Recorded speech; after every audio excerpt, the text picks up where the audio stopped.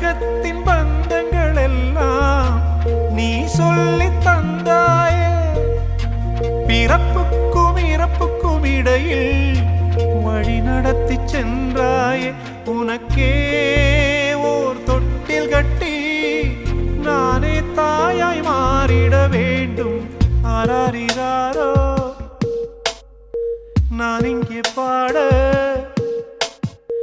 தாயே நீ கண்ணுறங்கு, என்னோட மடி சாய்ந்து